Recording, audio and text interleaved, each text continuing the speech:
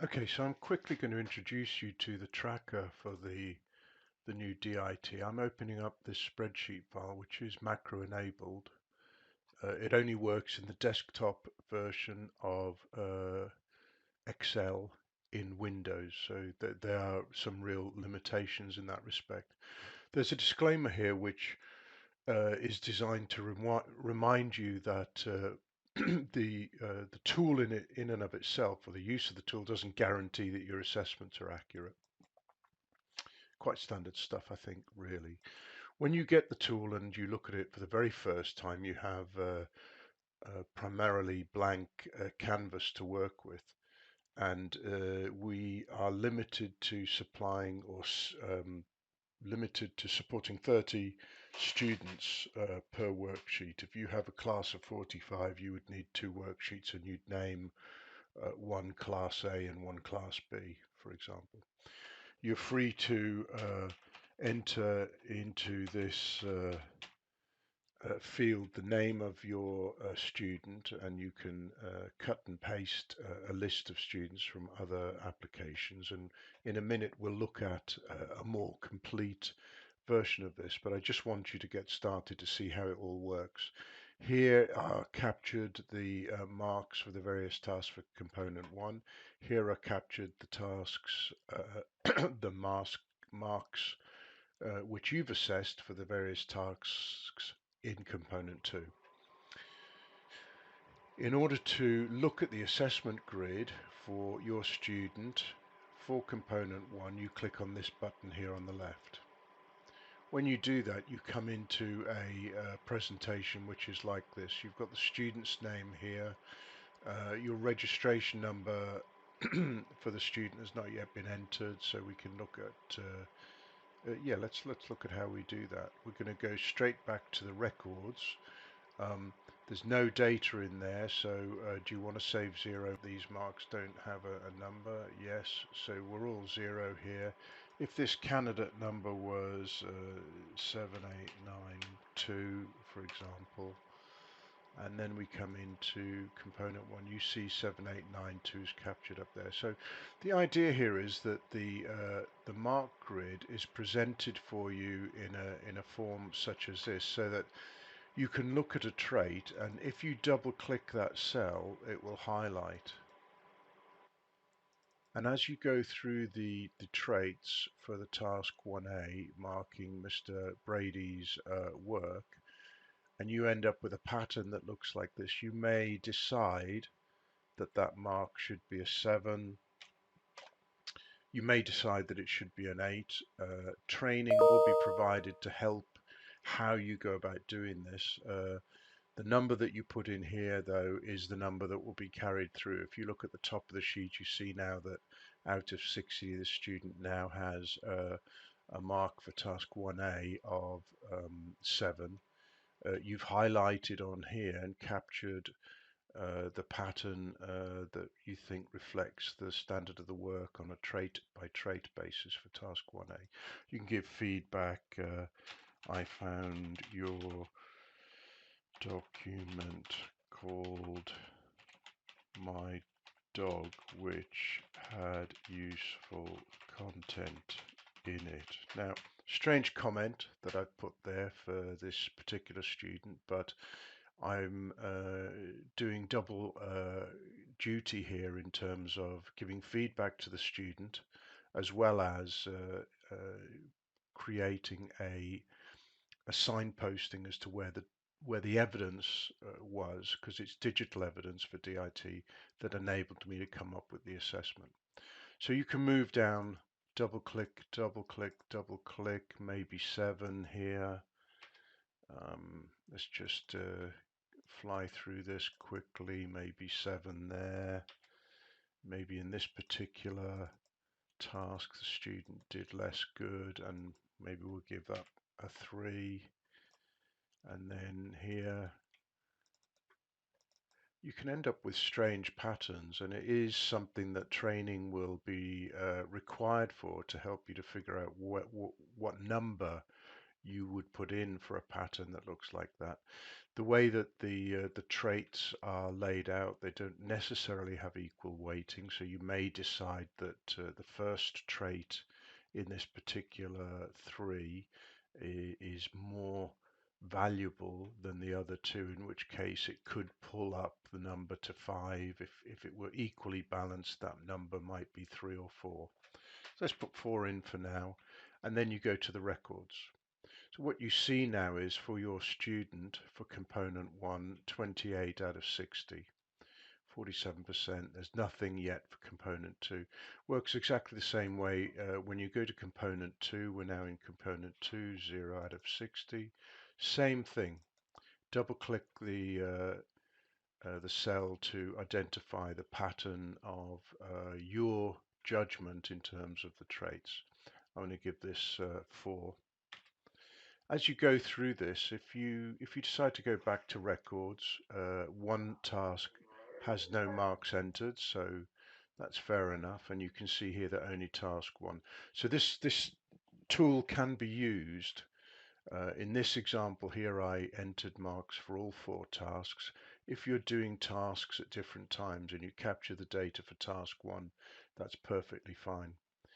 If you go back and look at this task, the pattern is captured. Your double clicks, the pattern will change, but your mark won't. You'd need to now say, well, now I don't think this quite merits a 7. I think it's a 6.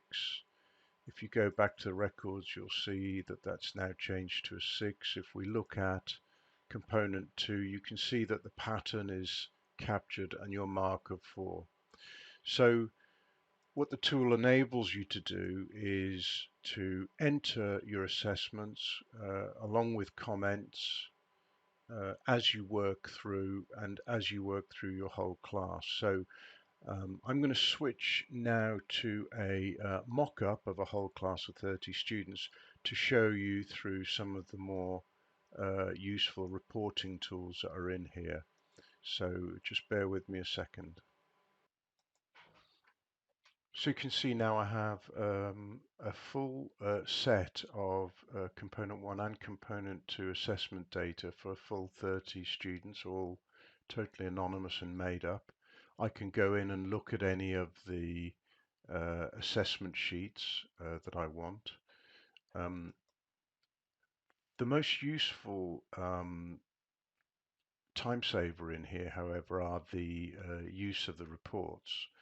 The individual report is a report that you can give to a student on an ongoing basis at any time as an update or feedback as to where they are in the assessments.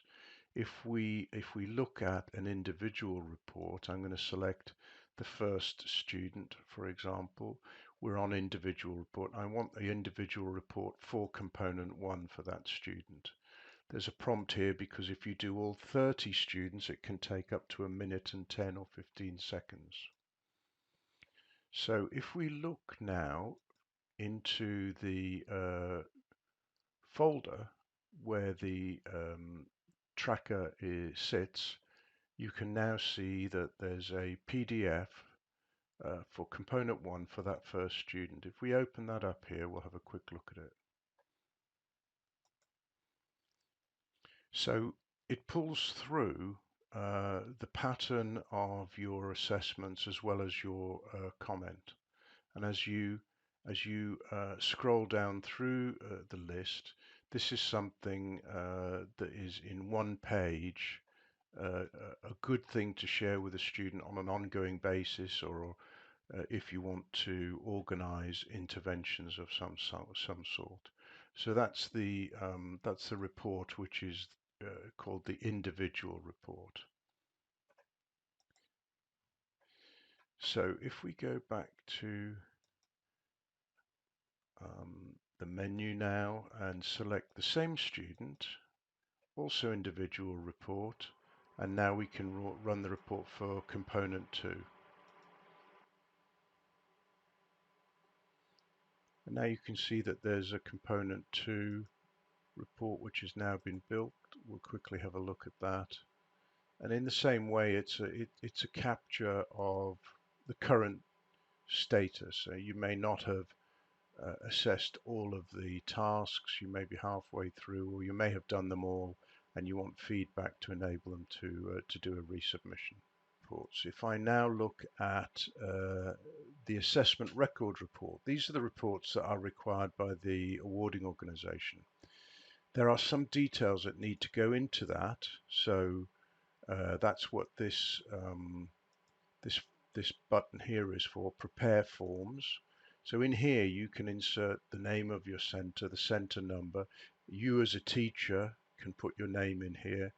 You can load a GIF of your signature using this button here, and you can update the assessment record with that information. And the benefit of doing that is you will see here, if we select the same student again, and this time we're on assessment record report, and we'll run report 2.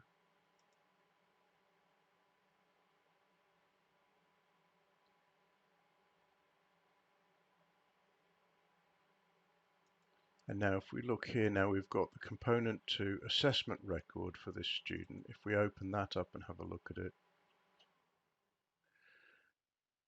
you'll see that the report now spans 2 pages, because at the bottom there you'll see that as well as capturing the last couple of tasks, your assessments, your comments and your numbers, it also has the assessor declaration. Here's where the GIF has been dropped in. The name of the student is there ready for the candidate signature and date. So this is all of the authentication that's required by the center. It also, the center or the moderator requires center name, center number, candidate number. So all of that is captured automatically for you by the tool. So that is a very quick whistle-stop tour um, about how the toggle button here switches you between the individual report and the assessment record report. The select students helps you to decide which students or all of them you can use for running the report. Like I say, if you select all and do an assessment record report, I think it's taken on my computer 1 minute 10 seconds. It may be quicker or slower depending on your computer, I think. Importing data is what you use if I'm going to cancel that. Import data is what you use if a new version of the sheet comes out and you don't want to hand type in all of your assessment data again. It will pull in the data from the previous version. Reset all data is useful if you want to completely clear the spreadsheet and have it set up exactly as it was when you first got it. That might be useful for starting with a new class or something. So that's a quick run through on the use of the tracker.